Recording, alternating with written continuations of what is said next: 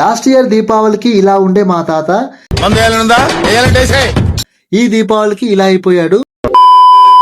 Hi మామ, అందరికి ఈ దీపావళి పండుగని సెలబ్రేట్ చేయడానికి మా మామ వాళ్ళ ఊరికైతే వచ్చేసాము.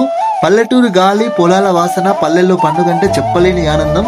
దీపావళి పండుగ రోజు ఫ్యామిలీ అంతా కలిసి లక్ష్మీదేవి పూజ చేసుకున్నాము. సంవత్సరానికి ఒక్కసారి వచ్చే ఈ రోజు కోసం నేనైతే ఎంతగానో ఎదురు చూస్తుంటా. ఎందుకంటే ఎప్పుడు ఎన్నో పనులతో టెన్షన్లతో బిజీగా ఉండే మనం ఈ రోజు అందరం కలిసి ఒక చోట కూర్చొని మాట్లాడుకుంటూ, జోకులు వేసుకుంటూ, నవ్వుకుంటూ దీపావళి స్పెషల్ ఫుడ్ తింటుంటే వచ్చే ఆనందమే వేరు. సాయంత్రం ఇంటి చుట్టూ దీపాలు వెలిగించడంతో మా ఇంటితో పాటు మా పిల్లల ముఖాలు ఆనందంతో వెలిగిపోతున్నాయి. ఫ్యామిలీ అంతా కలిసి ఒక చోట చేరి దీపాలు వెలిగిస్తూ క్రాకర్స్, చిచ్చుబుడ్డీలు, భూచక్రాలు కాల్చుతుంటే వచ్చే ఆనందమే వేరు.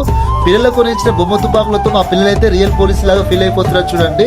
ఇలా మనతో పాటు పిల్లలు కూడా చాలా బాగా ఎంజాయ్ చేస్తారు ఈ పండుగని. చివర్లో అందరం కలిసి గ్రూప్ ఫోటో తీసుకుని డాన్సులు చేశాం.